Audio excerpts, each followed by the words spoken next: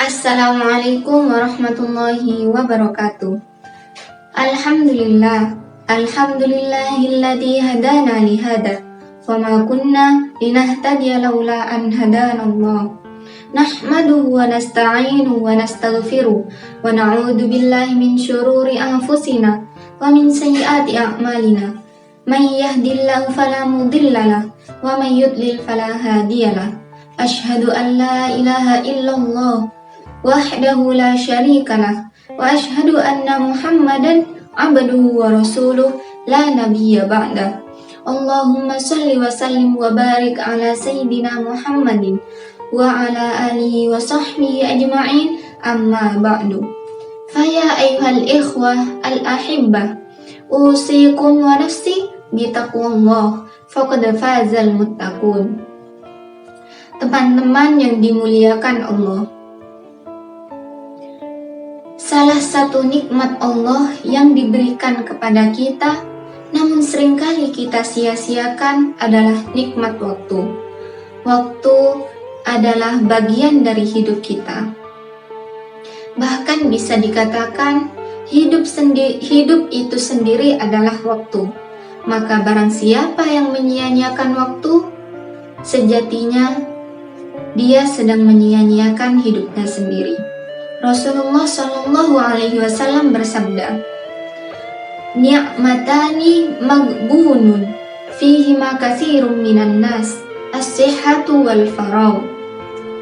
Dua nikmat yang banyak manusia tertipu karenanya, yaitu nikmat sehat dan waktu luang. Kita sering lalai, bahkan di saat waktu sehat, kita tidak menggunakannya untuk beramal, beribadah, melakukan hal-hal kebaikan yang lainnya. Jika ada waktu luang, bahkan kita isi dengan hal-hal yang tidak bermanfaat. Kadang sia-sia, bahkan dapat merugikan diri kita sendiri. Teman-teman yang dirahmati Allah Subhanahu wa ta'ala, Allah Subhanahu wa ta'ala bahkan bersumpah di dalam Al-Quran surah Al-Asr ayat 1 dan 2 yang berbunyi, A'udzu billahi minasyaitonir rajim, wal 'asri innal insana lafi khusrin, yang memiliki arti demi masa, sesungguhnya manusia benar-benar berada di dalam kerugian. Para ulama mengatakan bahwa jika seluruh isi Al-Quran tidak diturunkan kecuali surah Al-Asr, maka itu sudah cukup sebagai peringatan bagi manusia bahwa waktu yang dapat menentukan kita termasuk sebagai orang-orang yang beruntung ataupun orang-orang yang merugi. Kita sering merasa sibuk, bukan karena kita tidak punya waktu, melainkan kita tidak pandai di dalam mengelola waktu. Kita sering merasa banyak tugas, tapi lupa bahwa waktu habis untuk rebahan, bermain ponsel, atau untuk scrolling media sosial hingga berjam-jam. Kita bilang tidak sempat melaksanakan sholat tepat waktu. Tapi justru waktu yang kita miliki habis untuk menonton film atau bahkan bermain game. Rasulullah Shallallahu Alaihi Wasallam bersabda di dalam hadis lain yang memiliki arti, manfaatkanlah 5 perkara sebelum 5 perkara. Hidupmu sebelum matimu, sehatmu sebelum sakitmu, waktu luangmu sebelum sibukmu, mudamu sebelum tuamu, dan kayamu sebelum miskinmu. Hadis riwayat Al-Hakim.